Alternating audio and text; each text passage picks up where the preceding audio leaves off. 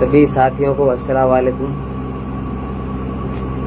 अभी मैं एक वीडियो देख रहा था जिसमें सकीम रईसा कुछ बातें कर रहा था।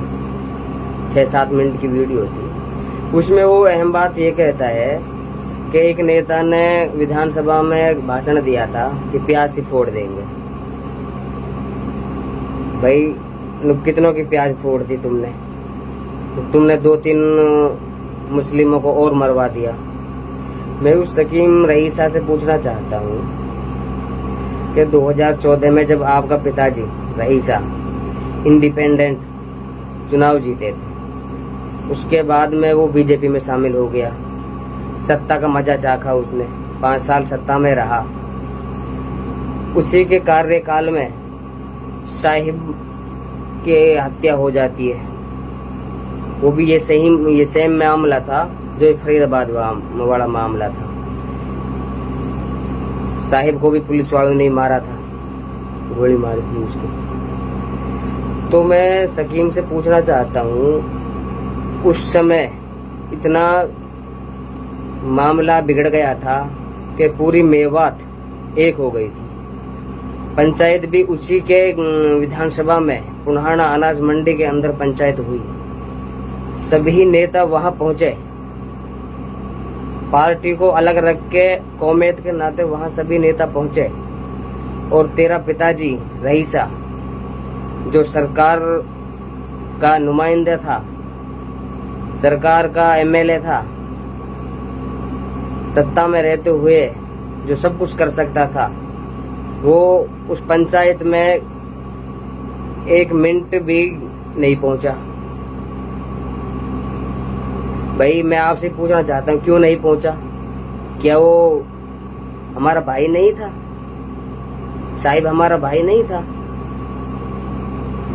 क्या उसके बच्चे नहीं थे? क्या वो आपका विधानसभा का नहीं था? और उसको यूं ही मिटा दिया। पूरी सरदारी वहां जमा हुई, कई बार पंचायत हुई, डेड बॉडी को वहां रखा गया, उसको डेड बॉडी को जंतर मंतर ले जाया गया। न्याय की मांग के लिए न्याय मिलेगा। सभी नेता इकट्ठे होकर न्याय की मांग कर रहे थे। आपका पिताजी बाहर घूमने जा रहा है, उसको कौम से कोई लेना देना नहीं है, कोई मरे कोई जीवे। जबकि जब सारे नेता उस प्लेटफॉर्म पे आ गए थे, उस अनाज मंडी में पंचायत में शामिल हो रहे थे, तो आपका पिताजी शामिल क्यों नहीं हुआ? क्योंकि आपको कौम की हमदर्दी नहीं है, आप कौम को कुछ समझते ही नहीं हो, आप आवाज उठाने ही नहीं जानते। 5 साल रहा, क्या काम किया आपके पिताजी ने? विधानसभा में क्या मुद्दा उठाया?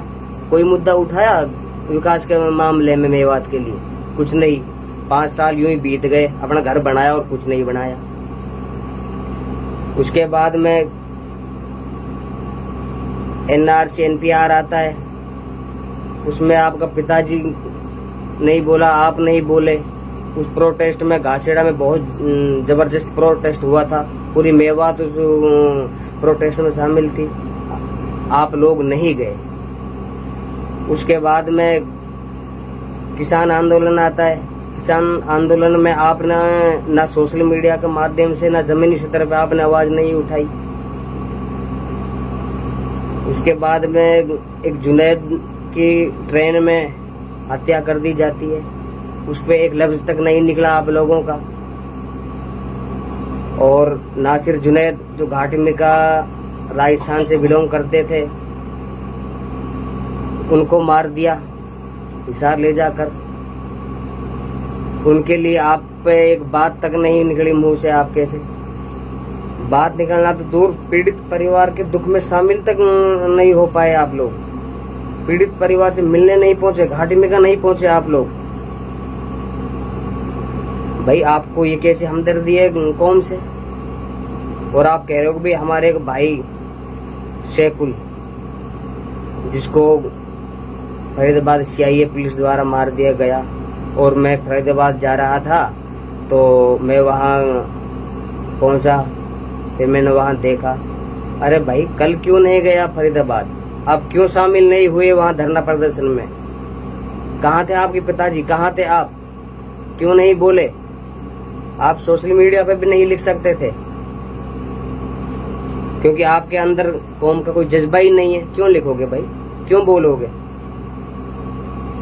और वारिस हुसैनपुर को मार दिया जाता है, वहां के नूह विधानसभा के एमएलए तक उसके बारे में कुछ नहीं बोलते। विधानसभा में एसआईटी की टीम विधायक मामन खान ने गठित करवाई, उसकी वो मामला एक्सीडेंट में दिखाकर रफा दफा कर दिया गया था।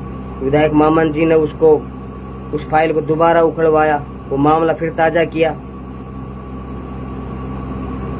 भाई NH 248 ए रोड पे हमारे युवा साथियों ने बहुत ज्यादा संघर्ष किया, पैदल यात्रा की। आप लोग गए कभी उस यात्रा में? उस यात्रा में शामिल हुए आप? नहीं हुए, क्योंकि भाई आप क्यों जाओगे? आपको कोई हमदर्दी नहीं है। भाई आपके दादा एमएलए रहे थे, आपके पिताजी एमएलए रहे थे, आपके ताऊ आजाद वो डिप्टी स्पीकर रहा था, उसने क्या किया भाई मेवात के लिए? आपके दादाओं ने क्या किया मेवात के लिए? आप एक काम बता दो कि हमने ये काम मेवात के लिए कर दिया। एक भी काम आपने मेवात के लिए नहीं किया। आपने जो भी कुछ किया होगा अपने स्वार्थ के लिए किया होगा, अपने लिए किया होगा। तो शेखपुर वाला मामला हुआ था, जो यहाँ से लोगों को घसीट के ले जाया जा रहा था, हमारी माँ बहनों को गाली दी जा रही थी, उस पे आप चुप्पी लगाए बैठे थे, एक शब्द तक आपसे नहीं निकला। और यहाँ सोशल मीडिया पे बैठ के आप ज्ञान फैल रहे हो कि भाई विधानसभा में उसने बयान दिया, भाषण दिया था कि प्यासी फोड़ देंगे। भाई इतना वो विधानसभा है, और बहुत हिम्मत चाहिए। और मैं सभी साथियों से कहना चाहता हूँ, आप उस वीडियो को, विधायक मामन खान की उस वीडियो को फिर दोबारा देखें जिसमें वो भाषण देता है। उसके चेहरे को देखिए, कौम के प्रति कितना हमदर्द है, कितना गुस्सा में रहता है वो।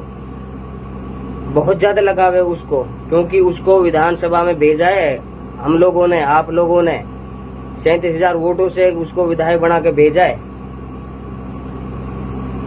और मैं सकीम रईसा खान से कहना चाहता हूँ, आपने कभी जीत हासिल की है 37,000 वोटों से? बस एक दूसरे की टांग खिंचाई करने में लगे पड़े हो। उसने वो कर दिया, इसने ये कर दिया, तुम्हारा बस की कुछ है नहीं।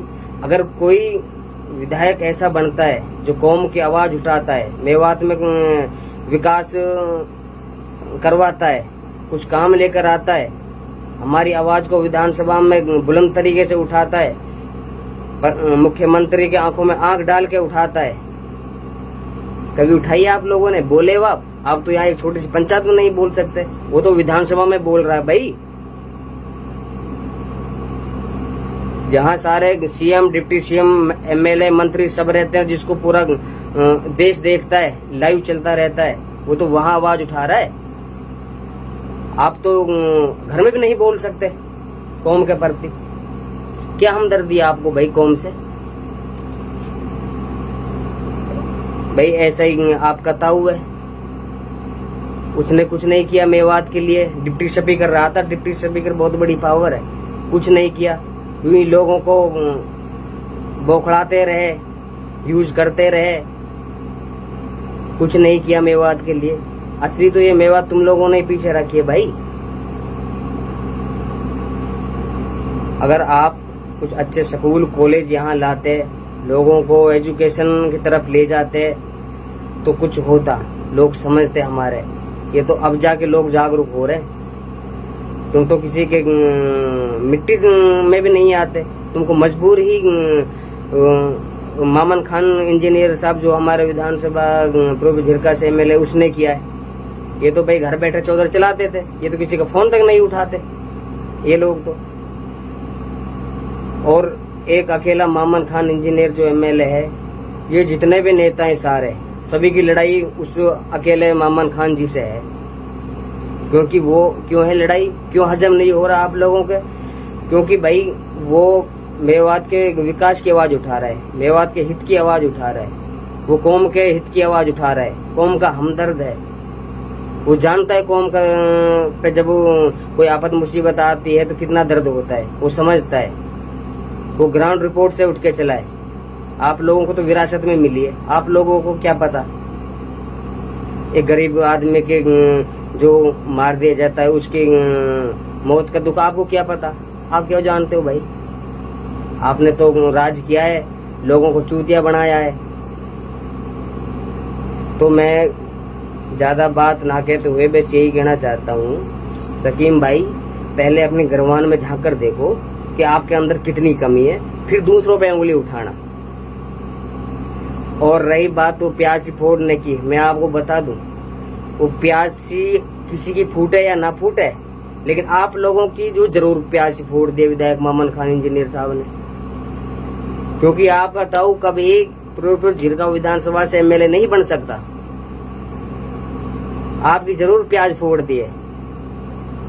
और अभी विपक्ष में है, सत्ता में अगर हम होते, और सत्ता आएगी, भाजपा जा रही है, हरियाणा प्रदेश में कांग्रेस आ रही है, ये जितनी भी फाइल है जिनको दबा दिया जा रहा है, ये सारी की सारी फाइल विधायक मामन खान ही फिर सत्ता में रहते हुए फिर दोबारा उठेंगे ये सारी फाइल, मैं आपको बता रहा हूँ। तो मैं ज्यादा बात ना करते हुए सभी साथियों से, अगर मैंने कुछ गलत कहा हो तो मैं माफी चाहता हूँ। सकीम रईसा मेरा मकसद